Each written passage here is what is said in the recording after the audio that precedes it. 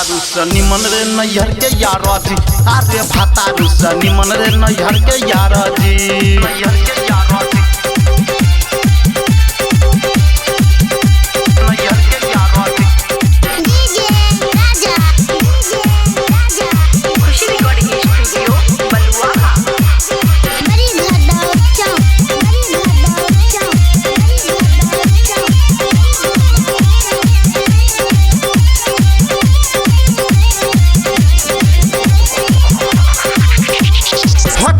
चुसेला ऐसे रे सखी जैसे चुसेला लेमन चुसा रे सखी। अब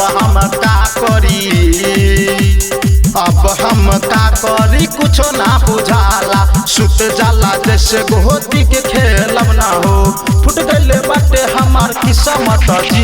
अरे भातारू से निमन रे नैहर के यार जी। अरे भातारू से निमन रे नैहर के यार जी। अरे भातारू से निमन रे नैहर के यार जी। अरे भातारू से निमन रे नैहर के यार जी।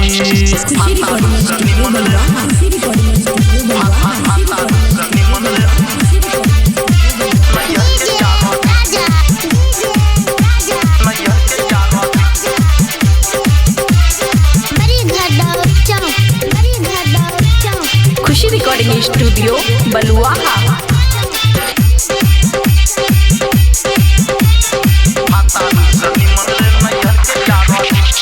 रोज से जिया पे जवानी खखुआला। सैया हमारा के नहीं के सोहाला। कैसे अब हमें रहब कैसे अब हमें रहब केकरा करब प्यार रे सखी रे। सैया ते हे बाबे बेकार रे नजती गबना तबे निकरती जी। अरे भातारू से निमन रे नैहर के यार जी। अरे भातारू से निमन रे नैहर के यार जी।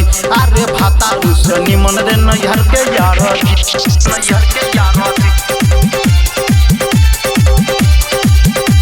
नैहर के यार जी। खुशी रिकॉर्डिंग स्टूडियो बलुआहा।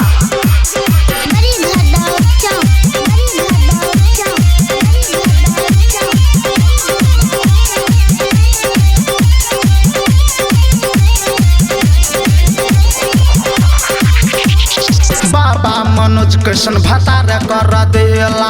सैया मौसम से पलंग नहीं लहा। अरविंद विकास जी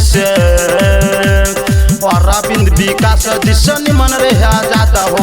हमारा से खूब करत रहे प्यार हो। जब हो खतरा है तब मन जी। अरे भातारू से निमन रे नैहर के यार जी।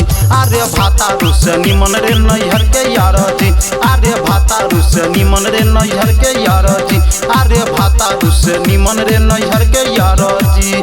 सखी रे सैया हमर मिलल बकलोला रे। सखी रे सैया हमर सखी रे सैया हमर मिलल बकलोला रे। जब ना कहेला हाउते फुटबॉल रे। अब कैसे हमर जवानी बीती जी। अरे भातारू से निमन रे नैहर के यार जी। अरे भातारू से निमन रे नैहर के यार जी।